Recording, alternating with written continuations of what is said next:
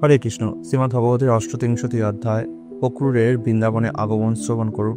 সুখদেব গোস্বামী বললেন, সেই রাত্রিটি মথুরা নগরীতে অবস্থান করার পর মহামতি অক্রূর তার রথে আরোহণ করে নন্দ মহারাজের গোকুলের উদ্দেশ্যে যাত্রা করলেন।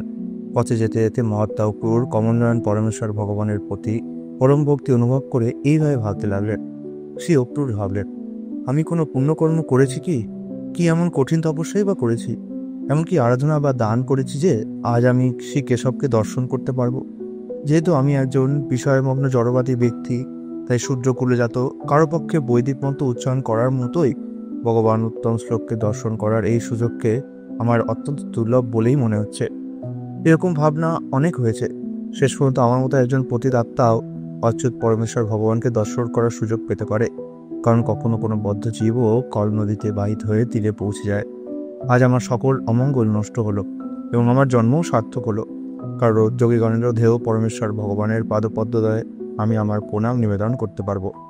অবশ্যই রাজা কংস আজ আমাকে এখন এই জগতে অবতীর্ণ ভগবান হরির চরণকমল দর্শন করতে প্রেরণ করে অত্যন্ত অনুগ্রহ প্রদর্শন করেছে।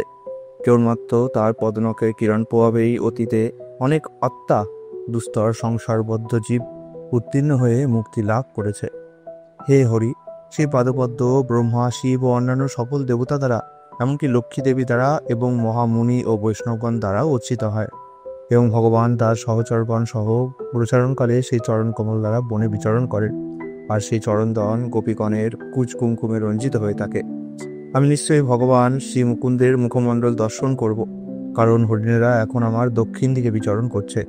তার কুঞ্চিত কেশ দ্বারা আবৃত সেই মুখমণ্ডল, তার সুন্দর কপাল ও নাসিকা, তার স্মিতহাস্যময় দৃষ্টিপাত ও তার রক্ত কমল তুল্য নয়নদয়ে বিভূষিত, যিনি তার আপন মাধুর্যে এখন পৃথিবীর ভার লাঘবের জন্য মনুষ্যরূপ ধারণ করেছেন, সকল সৌন্দর্যের আধার সেই পরমেশ্বর ভগবান বিষ্ণুকে আমি দর্শন করতে চলেছি।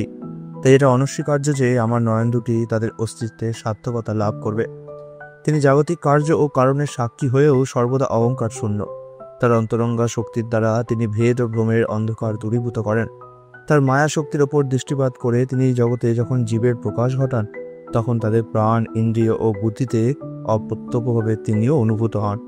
পরমেশ্বর ভগবানের গুণ, কর্ম, আবির্ভাব সকল পাপ বিনাশ করে সকল সৌভাগ্য সৃষ্টি করে, এবং এই তিনটি বিষয় বর্ণনাকারী বাক্য সফল পৃথিবীতে প্রাণবন্ত, শোভিত ও পবিত্র করে। অন্যদিকে তার মহিমাশূন্য বাক্যরাশি শবদেহের অলঙ্কার তুল্য। নিজ শিষ্ট ধর্মমর্যাদার পালনকারী সেই একই পরমেশ্বর ভগবান উন্নত দেবগণের আনন্দ বিধানের জন্য সাত্তত বংশে অবতীর্ণ হয়েছেন। বৃন্দাবনে বাস করে তিনি তার যশ বিস্তার করছেন। সর্বমঙ্গলপ্রদ সেই যশ দেবতারা গান করে থাকে।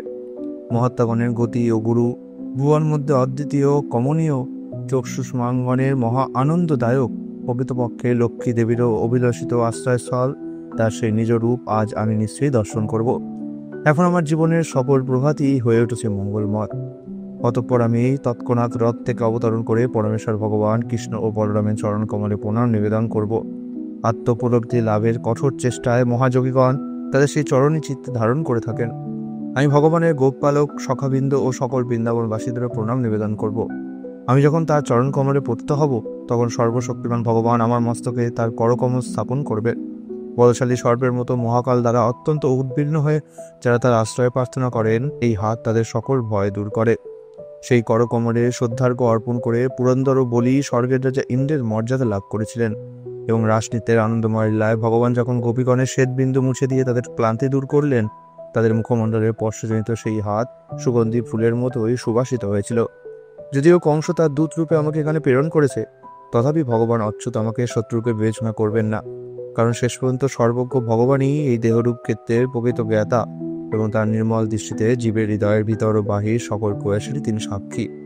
আমি যখন সংযতভাবে করজোড়ে তার চরণে প্রণাম নিবেদনের জন্য পতিত হব, তখন তিনি আমার প্রতি কৃপাসিক্ত নয়নে দৃষ্টিপাত করবেন।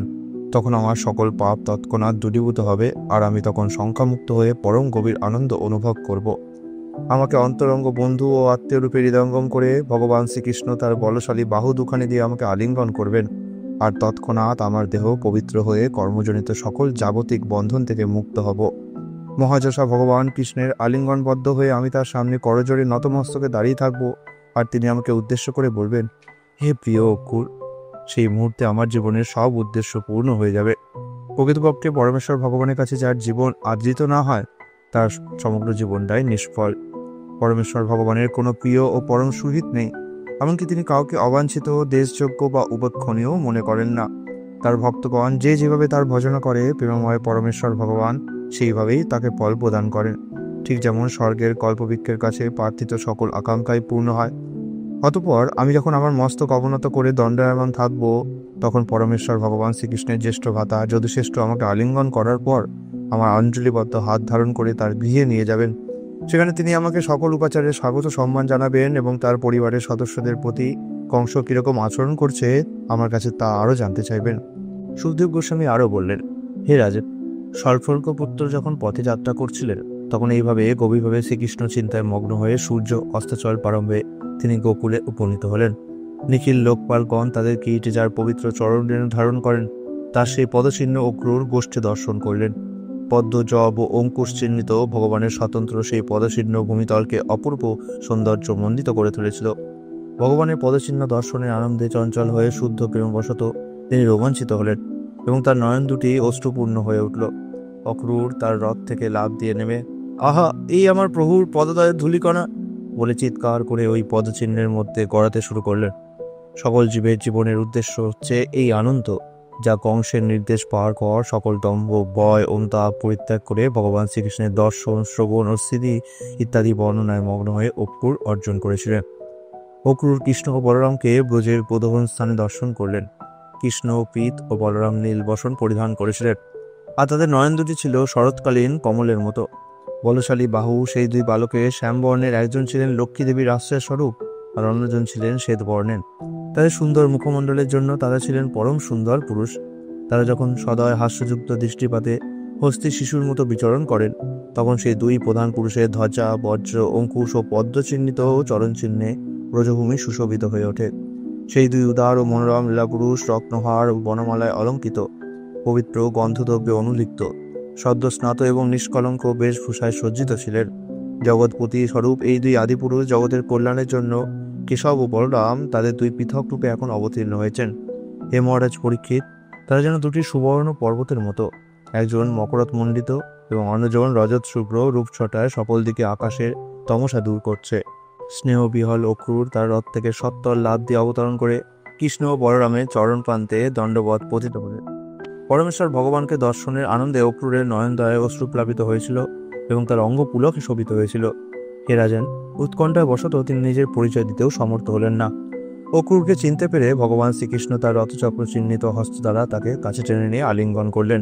কৃষ্ণ সন্তোষ অনুভব করেছিলেন, কারণ তিনি সর্বদাই তার শরণাগত ভক্তবৃন্দের প্রতি প্রসন্ন মনোভাবাপন্ন। শ্রী শঙ্কর্ষণ পূর্ণতরূপে দণ্ডায়মান অক্রূরের যুক্ত কল ধারণ করে শ্রীকৃষ্ণের সাথে তাকে তার গৃহে নিয়ে এলেন। অক্রূরের যাত্রার কুশল জিজ্ঞাসা করার পর বলরাম তাকে উৎকৃষ্ট আসন প্রদান করে শাস্ত্রবিধি অনুসারে তার প্রাতঃপ্রক্ষালন করিয়ে সম্মান সহকারে মধুপর দান করলেন।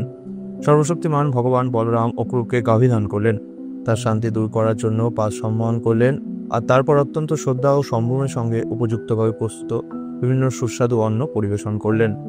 অক্রূর তার তৃপ্তি সহকারে ভোজন করার পর ধর্মজ্ঞ শ্রী বলরাম তাকে মুখবাস, গন্ধ ও মাল্য প্রদান করলেন। এভাবে অক্রূর পুনরায় পরম আনন্দ লাভ করেছিলেন। নন্দ মহারাজ অক্রূরকে জিজ্ঞাসা করলেন, হে দশারহ, ক্রূর কংস জীবিত থাকতে তোমরা কিভাবে জীবন ধারণ করছো? তোমরা ঠিক যেন পশুঘাতকের যত্নাধীন মেষের মতো। ক্রূর ও আত্মতৃপ্ত পরায়ণ কংস তার নিজের ভগিনীর উপস্থিতিতেই রৌদ্রমান সেই ভগিনীর সন্তানদের হত্যা করেছে। তাই আমরা কেনই বা আর তার প্রজাদের কুশল জিজ্ঞাসা করব? এরূপ সত্য ও মধুর বচনের প্রশ্নের দ্বারা নন্দ মহারাজ কর্তৃক সম্ভাষিত হয়ে অক্রূর তার পথস্য বিস্মিত হয়েছিলেন। ইতি শ্রীমদ্ভগবতে দশম স্কন্ধের অক্রূরের বৃন্দাবনে আগমন নামক ৮৩ অধ্যায়ের কৃষ্ণকৃপা শ্রীমূর্তি ছিল অভয় চরণারবিন্দ ভক্তিবেদান্ত স্বামী প্রভুপাদের দীনহীন দাসবৃন্দ কৃত অনুবাদ সমাপ্ত হল। হরে কৃষ্ণ।